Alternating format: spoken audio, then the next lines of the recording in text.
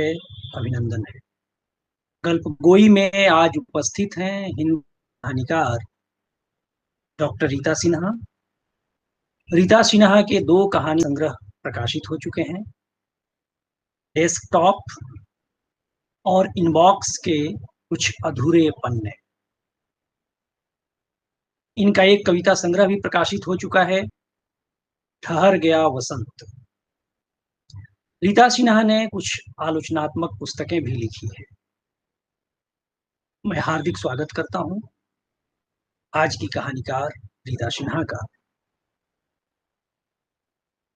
रीता सिन्हा आजकल वर्धमान विश्वविद्यालय में हिंदी साहित्य पढ़ाती हैं। बहुत बहुत शुक्रिया डॉक्टर रीता सिन्हा, आप आए और अपनी कहानी सुनाएं। रीता सिन्हा। यह भी कहानी इनबॉक्स के अधूरे पन्ने में ही संकलित है।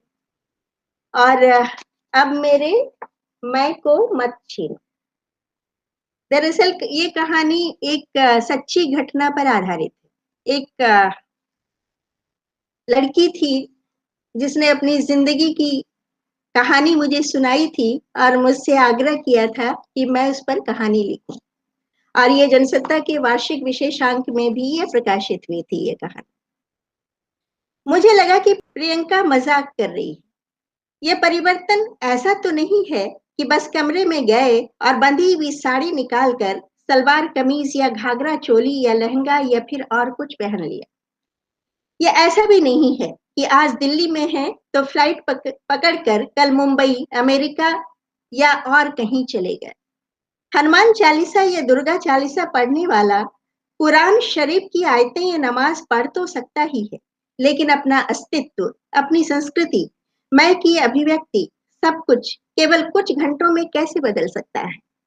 जिंदगी को एक रंगमंच की तरह भले ही मान लिया जाए, लेकिन जिंदगी का प्रदर्शन केवल 1.5 घंटे या 2 घंटे का तो हो ही नहीं सकता।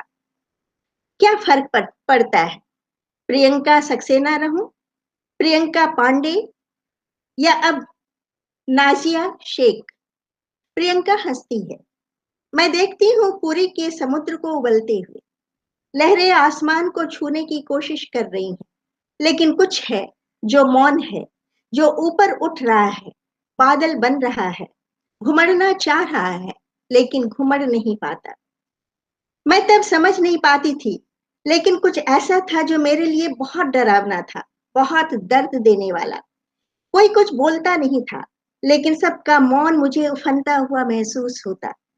मैं सबके सख्त होते चेहरे को देखती और मेरे कानों में जैसे बंद कमरे में गूंजता किसी का चित्कार सुनाई देता। लेकिन ऐसा क्यों होता था, तब मुझे क्या पता था। प्रियंका कुछ देर रुककर जोर जोर से सांसें लेती। मैं सामने देखती हूँ, कुछ उलझी हुई लताएं हैं। वे पूरी तरह मैली हो चुकी हैं, जो नुकीले पत्ते वाले पेड़ों पर चढ़ने की कोशिश कर रही हैं। आकाश भी धूल मिट्टी से सना है, उमस है, पसीने की बदबू। मैं सोचने लगी हूँ कि इस सुंदर प्रकृति में इतना बदलाव कैसे आया होगा। कुरूपता और संवेदनहीनता कब जीवन का अनिवार्य अंग बन जाती है, किसी को पता ही नहीं चलता। प्रियंका बालकनी की रेलिंग थामे आसमान को देख रही है, पर मुझे लगता है कि वह आसमान को नहीं देख रही है। उसके सामने उसकी स्मृतियों की कुछ ऐसी झाड़ियां हैं जिनके कटीलेपन से वह निरंतर जूझ रही है। क्या कहूं, कितना कहूं और क्या नहीं, यह प्रश्न भी उसे बेचैन कर रहा है। उसके सामने चेहरे पर रेखाओं के जाल से बिछने लगे हैं, जिससे टेलीविजन स्क्रीन पर आने के लिए अभी अभी किया हुआ उसके चेहरे का मेकअप भी पूरी तरह बिगड़ गया है। पापा मुझे पब्लिक स्कूल में पढ़ा रहे थे। मैं मम्मी की लाडली थी। स्कूल से आते ही मैं मम्मी की गोद में ऐसे सो जाती जैसे वही मेरे सुख की अंतिम सीमा हो। पापा ऑफिस से आते तो मेरे लिए कुछ न कुछ लेकर जरूर आते, लेकिन श्रेया के जन्म के बाद सब कुछ बदल गया। वैसे मैं तो काफी खुश थी कि अब मुझे अकेले नहीं खेलना पड़ेगा। मेरी बहन भी मेरे साथ रहेगी। मैं उसकी नन्ही उंगलियों को छूती तो भीतर न जाने नदी की कितनी लहरें सूरज की किरणों में नाचने लगती थी। लेकिन मम्मी ने मुझे नानी के पास भेज दिया। क्यों, मैं समझ ही नहीं पाई। मैं कितना रोई, लेकिन मम्मी और पापा के लिए जैसे मेरे रोने का कोई अर्थ ही नहीं था। उनसे अब मैं केवल स्कूल की छुट्टियों में मिल पाती, वह भी ऐसे जैसे वे किसी दूर के रिश्तेदार हों। प्रियंका की आंखों में धीरे धीरे सांझ का अंधेरा उतरने लगा है, जैसे वह अतीत की कोई रील निकालने में लगी है, लेकिन अपने ही भीतर के अंधेरे में उसने उसके सारे तार उलझा दिए हैं और अब वह उन उलझे तारों को देखकर घबराने लगी है कि उन्हें सुलझाऊं तो सुलझाऊं कैसे। पापा मेरे पास होकर भी श्रेया के ही साथ रहते। मुझ में और मेरी पढ़ाई में अब उनकी कोई दिलचस्पी नहीं रही। मुझे कई बार ऐसा लगता कि मम्मी अब कुछ पल मेरे साथ होंगी, पर मम्मी किसी न किसी काम में अपने को उलझा लेती। नानी के साथ मम्मी कितनी ही तरह की बातें करती, हंसती, खिलखिलाती, लेकिन मैं जैसे ही उनके करीब जाती, उनकी आंखों में खामोशी के साथ कुछ और भी होता, जिससे मेरी इच्छा होती कि मैं जोर से रो पड़ूं। मम्मी से पूछूं कि तुमने मुझे इतना अकेला क्यों कर दिया, लेकिन कुछ कहते हुए मुझे डर लगता और मैं भागने लगती, मम्मी से, पापा से, नानी से और शायद अपने आप से। कभी कभी नानी मुझे देखने लगती, इस तरह की जैसे उन्होंने मुझे पहली बार देखा हो। वे मम्मी से कुछ फुसफुसा कर कहती और मम्मी जब मुझे देखती तो मुझे उनकी आंखों में नानी की ही आंखें जड़ी हुई दिखाई देती, जिनमें ऐसा कुछ होता कि मैं कांपने लगती। मैंने मम्मी की आंखों में वर्षों से अपने लिए वह दर्द, वह तड़प, वह बेचैनी और ममता महसूस नहीं की जो श्रेया के लिए मैं हमेशा महसूस करती। श्रेया के जन्म के पहले मम्मी मेरे लिए जो थी, अब वह नहीं रही। अब उनकी आंखों में मेरे लिए केवल चुप्पी होती और उस चुप्पी के बीच जैसे किसी की गहरी सांस लेने की घुटती हुई आवाज निकलती, ऐसे जैसे किसी ने सांस लेने से उन्हें रोक रखा। प्रियंका गहरी गहरी सांसें लेती है और उसकी आवाज में मैं न जाने कितने युगों की कहानी सुनने लगती हूँ। भीतर एक टीस सी उठती है। वह ईंटों के उन मकानों में अपने लिए जगह बनाने में लगी रही, पर यह भूल गई कि ऐसे मकानों में उस जैसी लड़की के लिए जगह तभी बनती है जब अपने वजूद को ही पूरी तरह अपनी स्मृति से निकाल दे। लेकिन प्रियंका तो कभी भी ऐसा नहीं कर पाई। वैसे आमिर शेख से उसका परिचय कैसे हुआ यह जानने के लिए मैं उत्सुक हूँ, लेकिन नाजिया शेख तो अभी प्रियंका पांडे में जी रही है। उसकी आंखें भूरे चट्टान के कटे दो अनघड़ टुकड़े की तरह हैं, जिनसे रिसता हुआ पानी नीचे गिर रहा है। उसके चेहरे में मुझे तपा हुआ पीला पड़ा हुआ खेत दिख रहा है, जिसे ओस की बूंदों ने पूरी तरह भिगो दिया है। मैं सरकारी स्कूल में क्लास 4 में पढ़ रही थी। एक दिन नानी ने बताया कि मुझे एक और बहन भी है।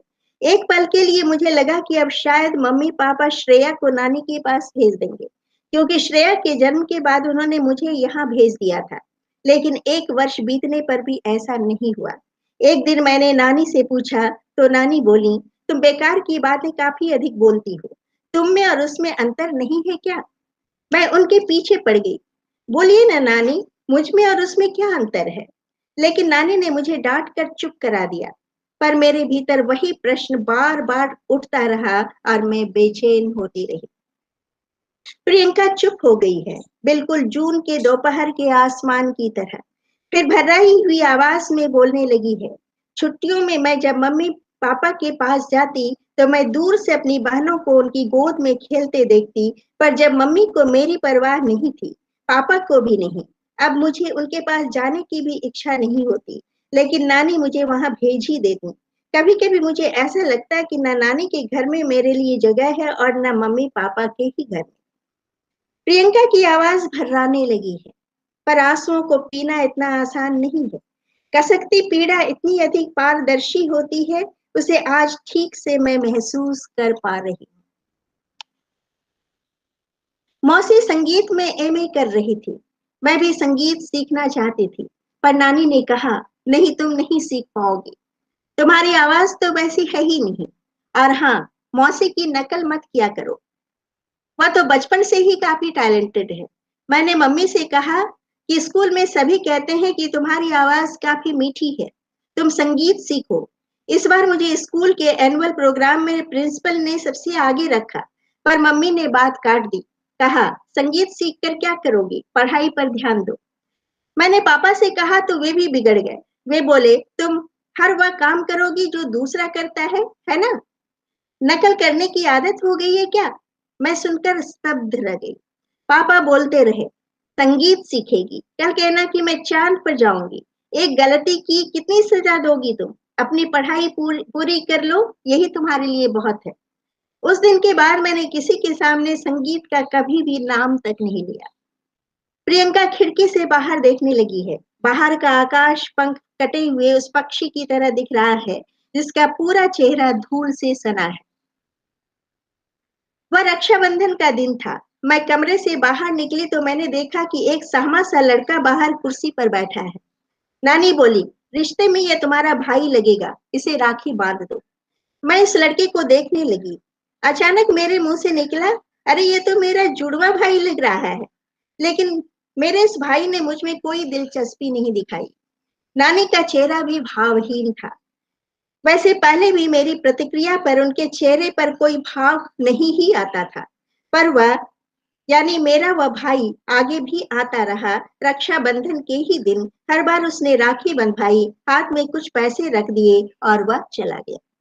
शायद प्रियंका अतीत के जिस मोड़ पर खड़ी होकर जिस पल को जी रही है वह काफी अधिक कष्टदायक है, क्योंकि पीड़ा से उसके चेहरे की आकृति लगातार बिगड़ती जा रही है। एक बार मैंने अपने उस भाई से पूछा, तुम्हारी सगी बहनें तो होंगी ना, वे कितनी हैं? उसके मुंह से निकल गया, 3।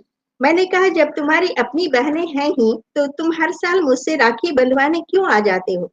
मेरी बात सुनकर वह पास खड़ी मेरी नानी को देखने लगा। नानी बोली, तुम्हें भी तो यह सगी बहन की ही तरह मानता है, तभी तो हर साल राखी के दिन आना नहीं भूलता। फिर इस तरह की बेवकूफी भरी बातें क्यों करती हो? लेकिन मैंने जिद पकड़ ली। मैंने इस भाई से कहा कि मैं तुम्हारी अन्य बहनों से मिलूंगी और तुम्हारी माँ से भी।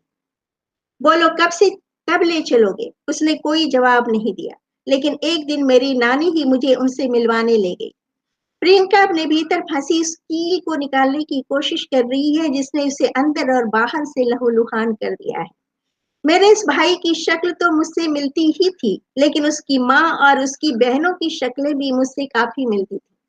बाहर बरामदे में मेरे भाई की माँ मेरी नानी से कह रही थी, इसे यहाँ लाकर आपने अच्छा नहीं किया अम्मा। सच्चाई जानेगी तो पता नहीं इसकी क्या प्रतिक्रिया हो। नानी के स्वर में कड़वाहट थी। वे बोल रही थी, एक दिन सच तो खुलेगा ही। हर समय इसके प्रश्नों से मैं भी थक चुकी हूँ। अच्छा है कि यह आज ही जान ले। आप लोग भी तो हर समय इसके पीछे लगी रहती हैं ना। बेटे को तो आपने भेज ही दिया इसके पास। आपने जब बेटी दे ही दी तो इतना पीछे क्या लगना। अब हम जैसे चाहें वैसे रखें। फिर हम लोग इसे पढ़ा लिखा तो रहे ही है ना। और अगर इतनी ही ममता थी तो देना ही नहीं था। लेकिन उस समय आपको जरूरत थी तो आपने इससे पीछे छुड़ा लिया। मेरे भाई की माँ अपने पल्लू से अपनी आंखें पोंछ रही थी। बोली, क्या करूं अम्मा, रहा नहीं गया। कोशिश तो की पर अपने को रोक ही नहीं पाई। प्रियंका चुप है, पर मुझे लग रहा है कि जैसे किसी दर्दनाक फिल्म की शूटिंग चल रही है या किसी दुखांत नाटक के रिहर्सल की तैयारी हो रही है। मैं समझ गई कि मेरे इस भाई का परिवार ही मेरा अपना परिवार है। लेकिन नानी, मम्मी पापा, फिर मेरे मम्मी पापा पांडे थे और भाई का यह परिवार सक्सेना। मैंने सुना और पढ़ा था कि लोग मनौती मांगने या कुछ अंधविश्वासों के कारण किसी दूसरे को अपनी संतान पालने पोसने के लिए देते हैं या फिर दान दे देते हैं। तो क्या मेरे माता पिता ने भी इसीलिए मुझे पांडे परिवार को दिया था? मैं सब कुछ जानने के लिए छटपटाने लगी थी। अस्पताल के जनरल वार्ड में मिसेस सक्सेना और मिसेस पांडे की बेड लगी है। मिसेस सक्सेना होश में है। नर्स कह रही है, आपके दोनों बच्चे काफी कमजोर हैं। लगता है आपने खाने पीने का ध्यान नहीं रखा। सुनकर मिसेस सक्सेना ने अपने पति के गठे हुए शरीर और गुलाबी गालों को देखा है। उनकी पलकें थकान से बंद होने लगी हैं, पर वे सो नहीं सकती। उन्होंने गहरी सांस ली है। भीतर कुछ है जो उनके मन और मस्तिष्क को मथने लगा है। मेरे पति को देखकर यह नर्स क्या यह जान सकेगी कि मैं पड़ोसियों के कपड़े सिलकर अपनी 2 बेटियां पाल रही हूँ और अस्पताल आने से पहले भी मैं मशीन पर ही बैठी थी? वह क्या, कोई भी यह नहीं सोच सकता कि एक जूनियर इंजीनियर की पत्नी को या पत्नी की यह दशा होगी। उनकी आंखों से 2 बूंदें टपकी हैं जिसे उन्होंने छिपाने की कोशिश की है, पर वे असफल रही। एक बेटा हो जाए तो सब ठीक हो जाएगा। माँ की आवाज मिसेस सक्सेना के कानों में कहीं दूर से गूंजने लगी। क्या ठीक होगा अम्मा? क्या शराब छोड़ेंगे या ठीक से काम करने लगेंगे? आप जानती हैं ना कि कितनी बार सस्पेंड होते होते बचे हैं। वह तो पता नहीं कि उस समय कहाँ से मुझ में वह शक्ति आ गई कि तू तो उसके साथ साइट पर जाती है ना, उसका काम भी देख ही लेती है, तो फिर तू ही देख लिया कर, घर में 4 पैसे तो आएंगे। लेकिन अब घर कौन देखेगा? और इन 4 बच्चों को? मिसेस सक्सेना के भीतर विरोध फूटने लगा है। उत्तेजना से पूरा शरीर कांपा है और वे उठकर बैठ गई हैं। शरीर में इतना दर्द है कि मूंदी पलकें खुल नहीं पाती, लेकिन दिमाग है कि आमदनी और खर्च के जोड़ तोड़ से हट ही नहीं पाता। भ्रूण जांच के लिए इतना हंगामा हुआ कि उन्हें लगा कि कहीं अगल बगल के लोग नहीं आ जाएं। जांच में पता चला कि जुड़वा बच्चा है। बेटा तो है लेकिन बेटी भी है। वैसे चिंता और परेशानी तो 6-7 महीने पहले से ही थी, जिसे वे टालती आई हैं, लेकिन आज तो उन्हें टाला भी नहीं जा सकता। उधर मिसेस पांडे ने मृत बच्ची को जन्म दिया है और वे बेहोश हो गई हैं। ऐसा नहीं है कि वे पहली बार मां बनकर मातृत्व सुख से वंचित हुई हैं। इससे पहले भी 2 बार उन्होंने मृत संतान पैदा करने की यातना सही है। अस्पताल से अधिक पीड़ा तो उन्हें घर लौटने पर मिली है, जब उनकी सास और जेठानी के साथ पड़ोस की औरतों ने सामने तो सहानुभूति दिखाई, लेकिन उनके पीछे कहा अभागिन है और क्या। 9 महीने कोख में पाल कर मरा बच्चा ही हुआ। कोख ही ठीक नहीं है तो क्या कहा जाए। इस बार तो मिसेस पांडे डॉक्टर के परामर्श के अनुसार ही चली। उन्होंने पूजा पाठ करवाई, ज्योतिषी की सलाह ली, लेकिन बाद में कुछ कॉम्प्लिकेशन आ गया। अगर आप चाहें तो आपकी बेटी मेरे घर की खुशियां लौटा सकती हैं, मिस्टर पांडे बोल रहे हैं, और मिसेस सक्सेना की आंखें उन पर जमकर जैसे पत्थर की बन गई हैं। पीला पड़ा हुआ उनका चेहरा और भी पीला लगने लगा है। हमारे पास तो 2 बेटियां हैं ही, केवल बेटा ही चाहिए था ना हमें। अपने पति की आवाज मिसेस सक्सेना के कानों में जा तो रही है, लेकिन भीतर इतनी शक्ति नहीं है कि वे उन्हें कुछ कह सके। बड़ी मुश्किल से अपने अपने पति की ओर उन्होंने अपनी नजरें उठाई हैं। कई पलों तक वे उन्हें देखती रही हैं, बिल्कुल जड़ आंखों से। और फिर अपने बेटे की बगल में लेटी नवजात बेटी को देखकर कांपते स्वर में वे केवल इतना ही कह सकी हैं, हाँ ले जाइए इसे, कम से कम आपके पास वह जिंदा तो रह पाएगी। प्रिय पाठ को, आपने हवा को बोलते सुना है कभी? हवा केवल बोलती ही नहीं है, बल्कि उसकी आवाज मौसम का संकेत भी देती। प्रियंका ऐसे बोल रही है जैसे आज से 25 साल पहले उसने सब कुछ अपनी आंखों से देखा और सुना हो। और मैं प्रियंका के चेहरे को ऐसे देख रही हूँ जैसे किसी ने टेलीविजन पर स्टिंग ऑपरेशन को दिखलाकर देहरादून के उस अस्पताल की सारी घटनाओं की परतें उघेड़ दी हूँ। फिर अचानक ही मेरे भीतर यह आवाज उठी है कि ऐसा कैसे हो सकता है? पिता करे तो करे, इस तरह कोई माँ कैसे कर सकती है? कर क्यों नहीं सकती? उड़ीसा में औरत ने अपनी बेटी बेची या नहीं? बिहार में तो केवल 67 रुपये में माँ ने अपनी बेटी बेच दी मैडम। लेकिन मुझे दूसरे को देने के बाद भी मेरी इस माँ के मन में कहीं न कहीं मेरे लिए ममता बची रही थी। तभी तो उसने मेरे बारे में सारी जानकारी रखी और मेरे भाई को रक्षाबंधन के समय मेरे पास भेज दिया।